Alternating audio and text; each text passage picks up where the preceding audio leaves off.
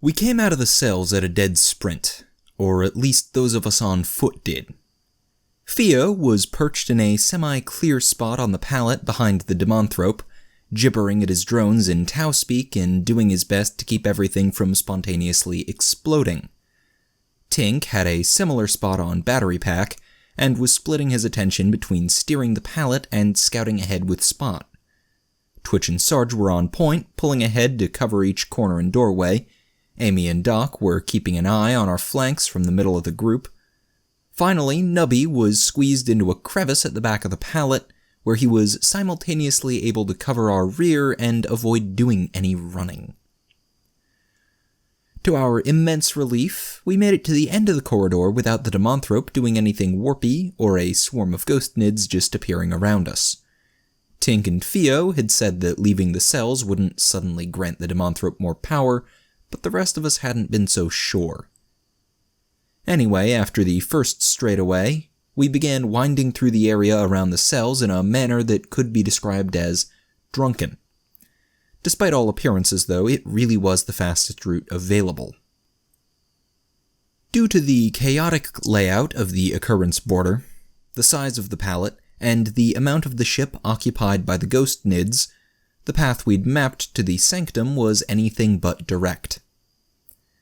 The first leg involved a winding path around the cells area, which took us dangerously close to the ghost knid territory before depositing us at one of the few major tilt corridors still under our control.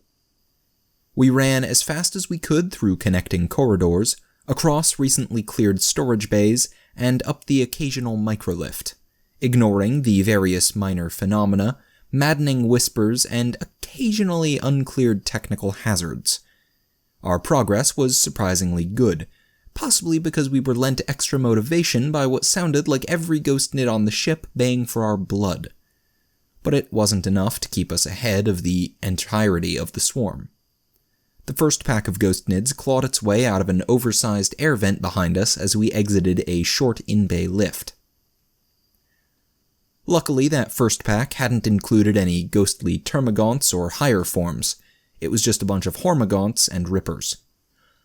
Though they were significantly more solid than any we'd encountered during the previous weeks.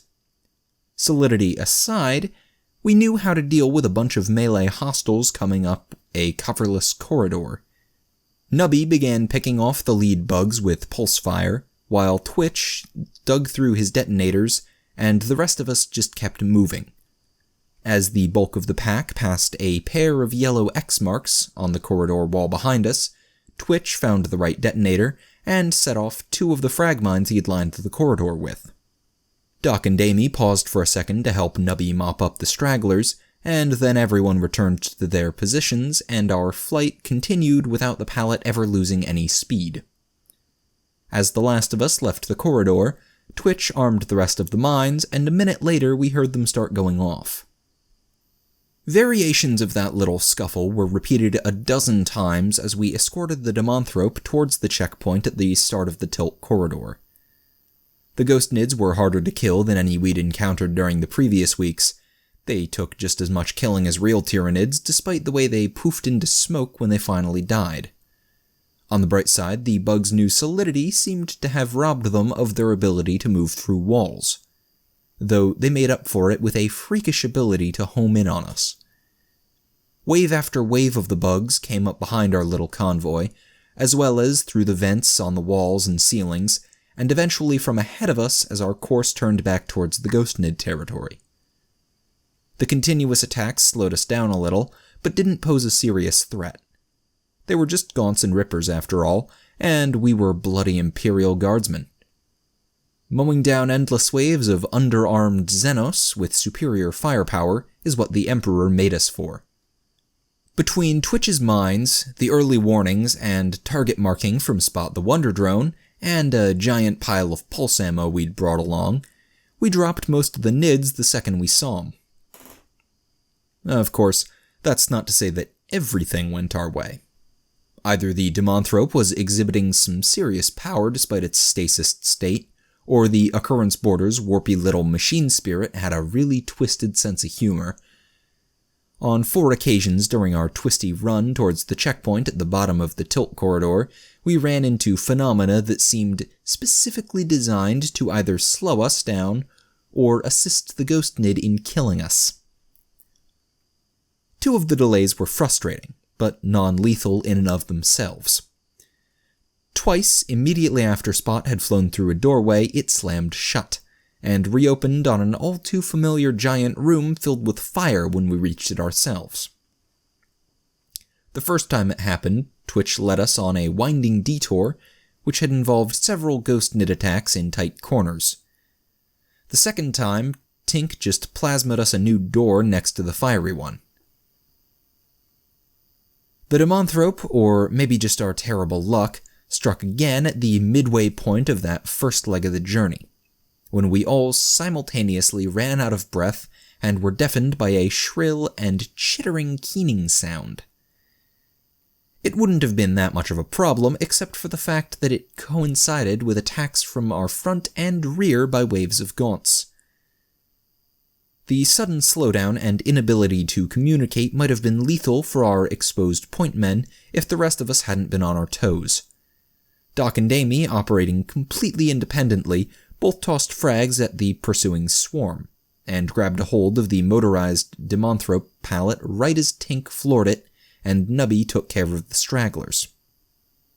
They arrived just a little too late to prevent the frontal attack from reaching Sergeant Twitch, but Sarge was a big boy who could handle a few scrapes and scratches, and Twitch had just hidden behind the beefy non-com until relief arrived. The final serious phenomena occurred only 2 rooms from the checkpoint, and very nearly got us all killed. We were crossing a storage bay that apparently held tanks of drinking water, headlight fluid, pressurized liquid chlorine, and toothpaste, when a pack of ghost nids clawed a hole through a door on Amy's flank. As she started picking the bugs off, a sort of howling spectral gale manifested in the corridor behind the bugs, and 3 of them were propelled through the hole like angry insectoid cannonballs. 1 gaunt was shot out of the air, another pancaked against the toothpaste tank, and the 3rd landed on Amy. Amy's panicked snapshot missed the gaunt, passed a centimeter in front of Theo's face, and exploded one of the crystal-tipped suppression pylons mounted on the Demonthrope's pallet. The lights abruptly went out, frost began to form along the walls, and the bay's Vox system began screaming at us in a mix of Jantine battle cant and Hrud. All of us, except Amy, who was trying to keep the gaunt from eating her face, and Nubby, who helpfully shot it off her, activated our tack lights and scanned the room for any sort of new warpy threat, while Theo tried to repair the suppressor and Tink kept the pallet moving. Our rubbernecking was brought to an abrupt halt by 3 sudden realizations. Firstly, that the ghost knit on top of Amy was reforming instead of dissipating into smoke. Secondly, the screaming Vox was just a leakage alarm as opposed to some sort of warp phenomena. And finally, that Amy's shot had terminated in the pressurized chlorine tank. Amy practically teleported out from under the reforming gaunt, which Nubby shot a few more times for good measure, and we bailed out of that bay so fast we literally stampeded the nids coming at us from ahead. As we exited, Doc attempted to close the bay behind us, only to find a little yellow note apologizing for scrounging the door's control panel. He settled for tossing a nade at the now reformed gaunt, and the other nids that were moving through the gas with impunity. We hit the tilt corridor checkpoint at a dead sprint with the ghost nids and gas hard on our heels. It took the armsmen defending the barricade-packed 4-way junction a few seconds to register our presence, which was understandable given the way the bugs they were holding off had started reforming as we approached.